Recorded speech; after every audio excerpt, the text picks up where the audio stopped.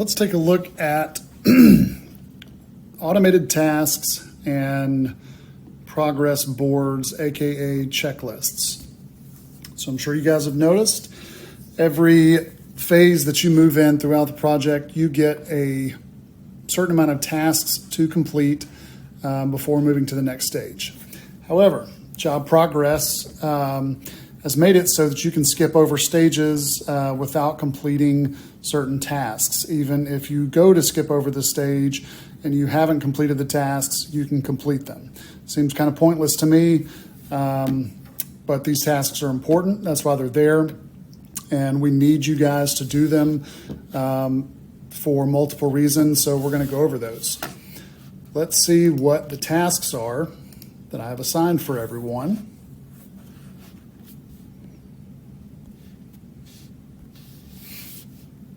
Okay, task templates. So this is the very first one.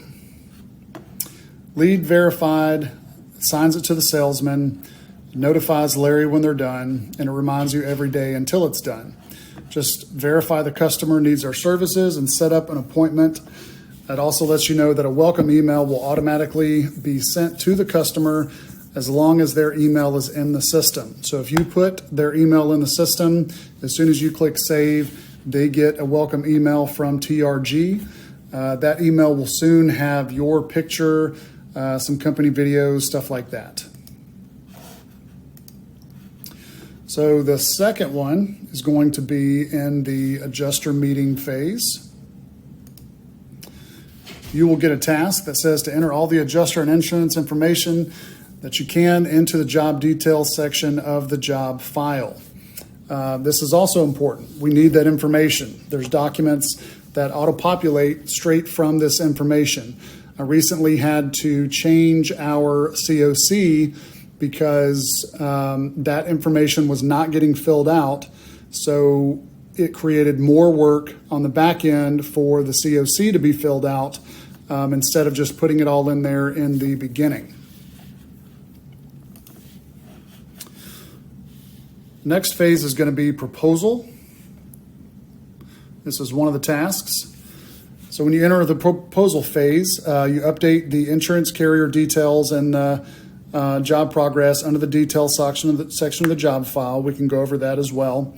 It's redundant, but obviously you're going to get more information as the job progresses as far as how much the job costs, whether there's a new adjuster, desk adjuster, etc. You want to make sure all the relevant documents and photos are uploaded. Create an estimate with the proper scope. So this part is important because you're going to create a scope of work based on TRG standards, the warranties for whatever materials that we're using.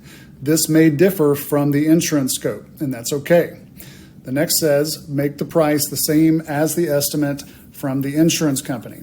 So even though our scope of work may be $50,000, the insurance scope may only say $30,000. It's our job to supplement for those costs, which is the next phase. So if you find that your scope is more than what the insurance is willing to pay, then you do need to change it to what the insurance is paying. That way we can get a signed contract with the client, go ahead and get that into production, and then and supplement process so that we can get everything supplemented before we do the job.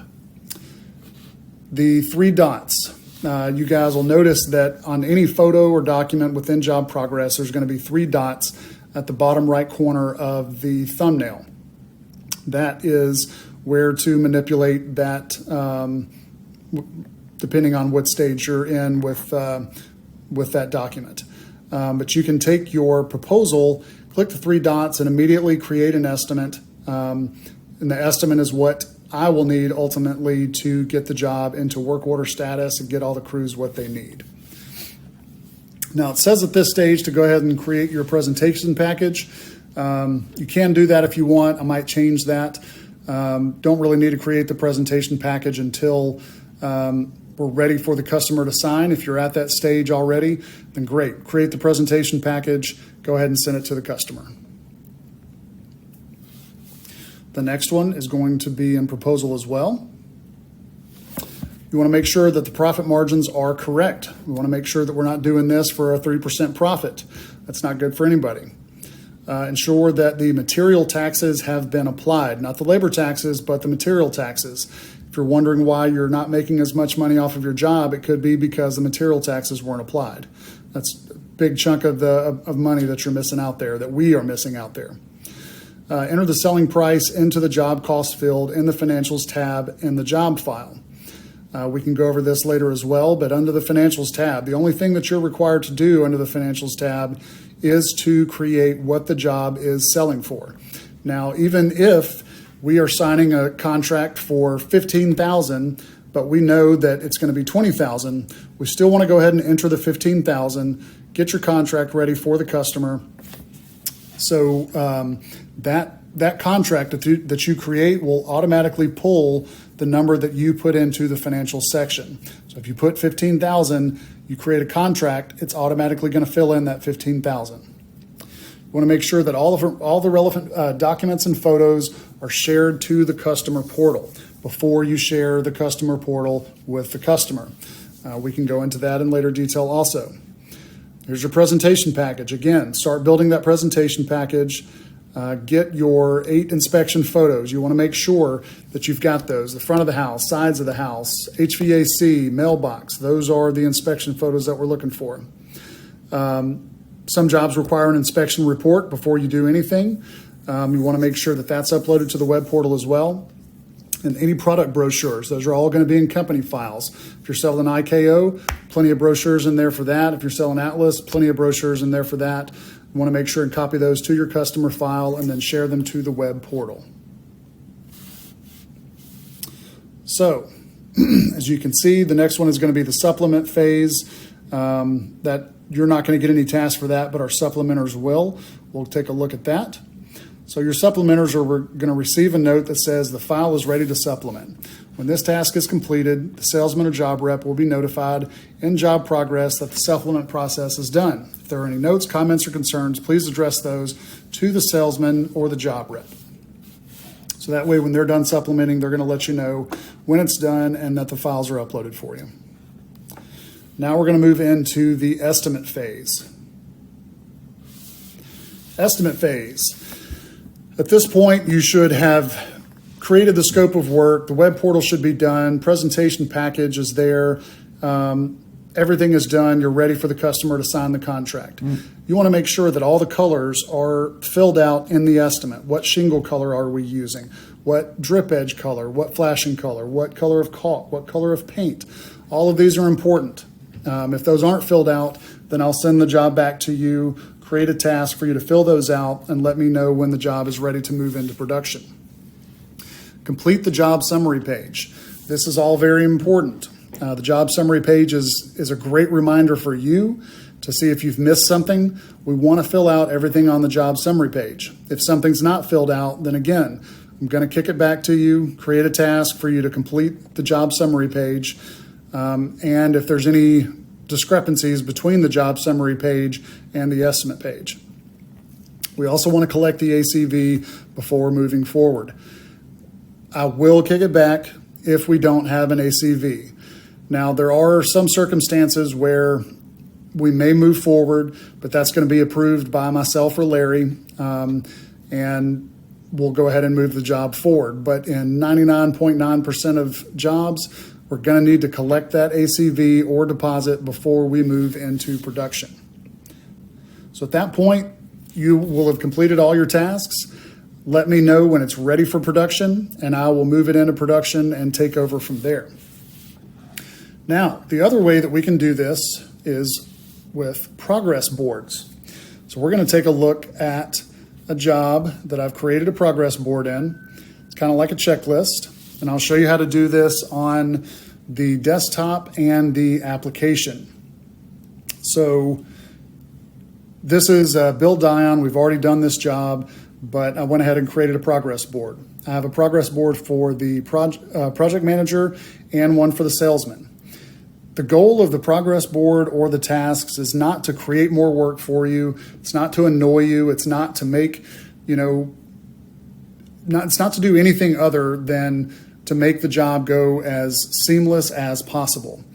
So I don't care whether we use the tasks or the progress board, or if you guys want to do both. It doesn't really matter to me as long as all of these are getting done. That's the goal here. So if you go to Tools, and you can do this in any job, go up to your Tools section and click on Progress Boards. So you'll notice right here that we've got several on here. Now these are project managers. This is the checklist for the project managers that they're going to be filling out on the job. Your switchboard here, you can switch between the project management and the sales progression. Now what I've got here is contact the customer, enter the claim info, upload the photos, web portal, all colors have been saved, job summary page, collect the ACV. Those are the main things that you need to do before it goes into production.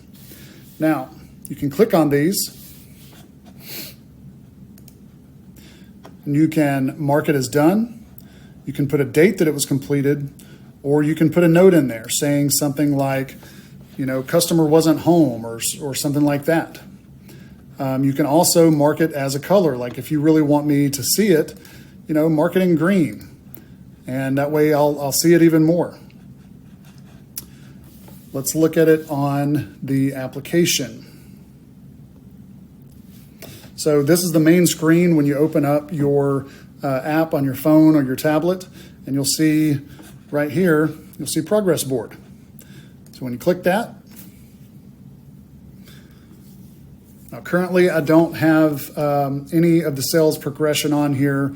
I didn't want to take the time to go through and create that for, let's see, actually there might be one here.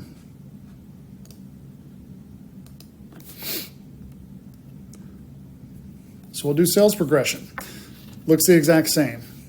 You can touch on it, you can select a date, whatever date it was. Even if you completed it last week and just forgot to do it on your progress board, you can do that.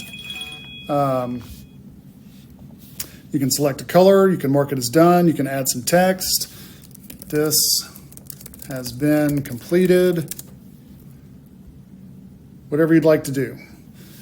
This is just another way to make sure that you get all the things done that need to be done before moving into production. These are designed to help you guys. The reason that we're talking about them is because a lot of these tasks are not getting done. I'm seeing a lot of jobs without job summaries. The deposits aren't getting collected. Now, some of these I pushed through on purpose because we needed to get our crews some work, but these are important. They need to be done from the very beginning. Everything needs to be done congruently, consistency. We've got to make sure that they're getting done. So take a look at these, play around with them. Let me know if you have questions, if we need to change something about them.